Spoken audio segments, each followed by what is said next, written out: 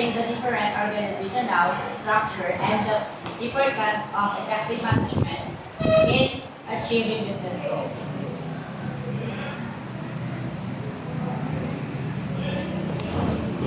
Planning. Who can read what planning? Sige, tatawag ko mga din sa kamay. Arkin. Planning. Planning is the first and most important management function. It serves as the blueprint of the business because it identifies what should be done, when it should be done, how it should be done, and who will do it. Okay, thank you for reading it. Does anyone have an idea what is planning? Okay, no one. So, Ivan. Strategy. Strategy. Okay. Anyone else? Prince, how about you? You have an idea what is planning? Remain standing. Or call a friend.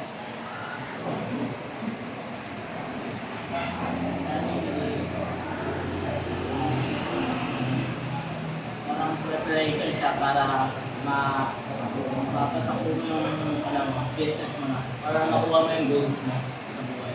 Okay, sit down, sit down. Okay, for me, planning is like I'm making a map.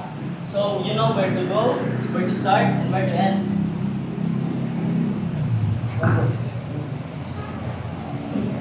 Classification of plans.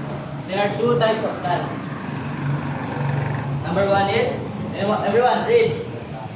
Planning plan. These are plans used repeatedly and include policies, procedures, and rules. Number two. Single-use plan. These plans are made for a specific project or activity. They include programs, projects, and budgets. Okay, good job. Does anyone have an idea what is planning plan?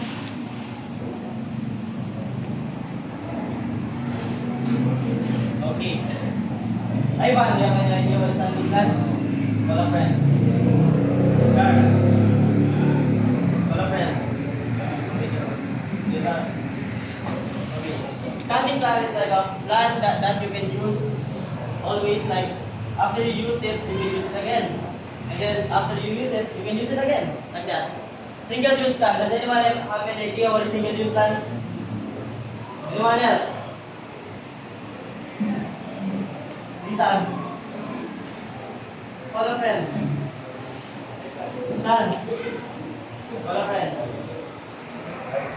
Okay. It's a plan only for a single online mission.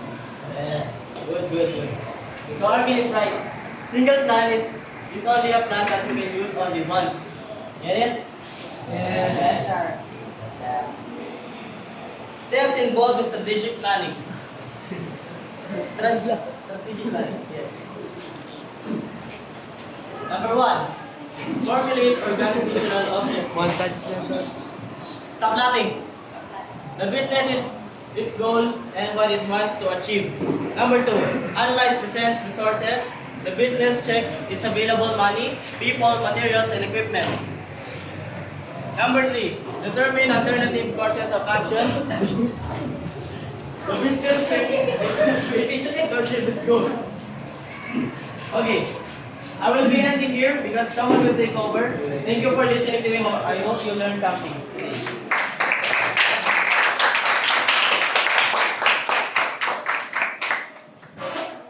Number 4. Examine the alternatives. The business compares each option to find the most effective one. 5. Select the best course of action. The business chooses the best option based on its needs and resources. 6. Develop support plans. The business prepares detailed plans, assign tasks, and set a budget. 7. Implement the plan. The business puts the plan into action and monitors its progress. These steps make better by setting goals, choosing the best option, and putting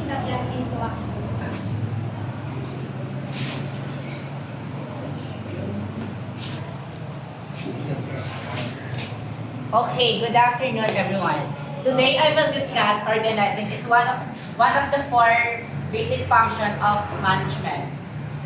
Organizing is important because it helps a business to become a productive and successful the business. First, what is organizing? Can you read? Who wants to read? Nathan. Organizing is the process of identifying activities needed to achieve the business goal and assisting to different departments and employees. Okay. Bakit nga ba importante ang organizing sa isang business? Importante ito para ma-avoid ang confusion sa isang working at para mabilis ang pag-ikot ng business at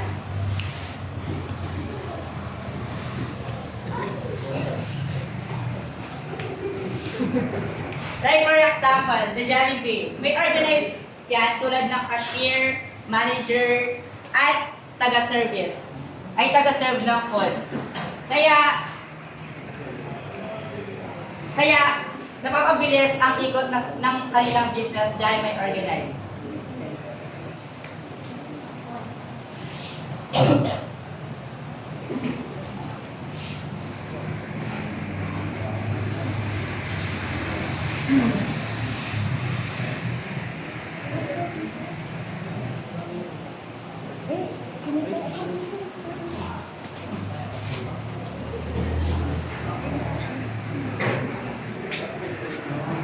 Good afternoon, guys.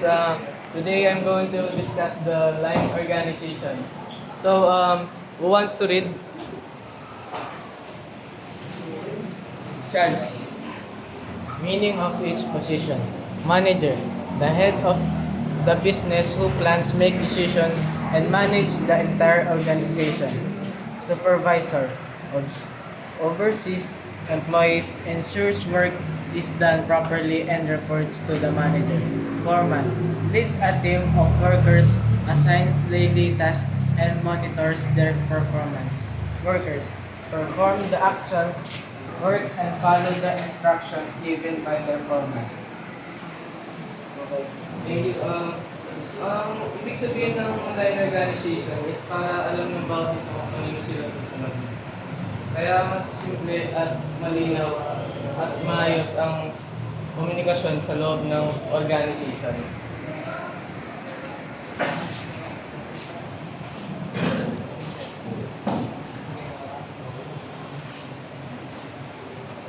Okay. Good afternoon, everyone.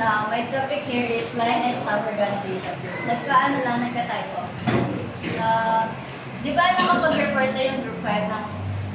ito yung topic nila, pero may sino nakakalam sa inyo or nakaintindi sa report nila about sa line and staff organization? Wala? Okay, so, sino na lang pwede magbasa? Kyle, please read. This organizational structure includes my manager and staff, specialists, staff and president that provide and support the authority overall. Teka, Marisa. Ano na ito lang sa binasa? Or ano yung naiintindihan mo sa binasa? Yung member ng staff, walang kasi lang karapatan para sa mga worker. Raven.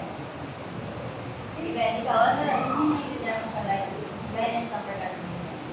Please stand. Ay,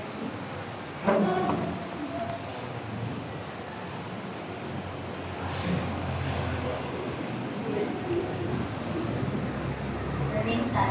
Sino ba meron? Yours.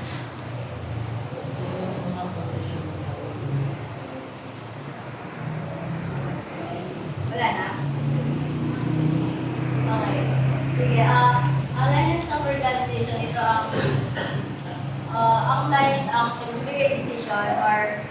nagbibigay utos habang staff ay nagbibigay advice or support na. Kumbaga, ang goal nila dito ay maging mas effective pa yung management para dahil sa mga nakukuha nilang support sa mga experts. And I'll be ending my report here since meron pang last na 1 year. Is that the end of your report? We have another one. Today, I will discuss the functional staff organization. Sino pwede magbasa?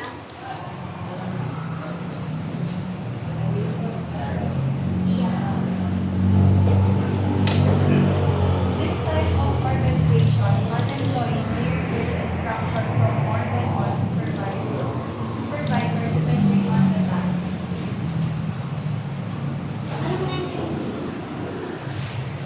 Anong naiintindihan mo sa binasa?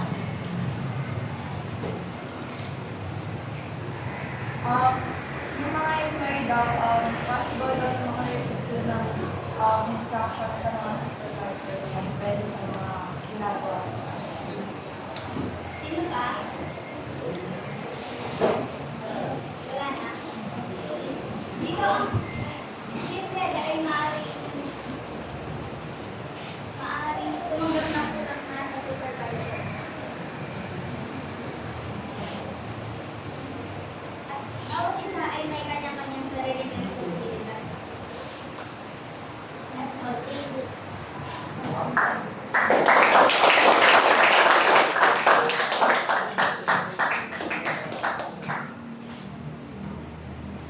Is that the end of your report?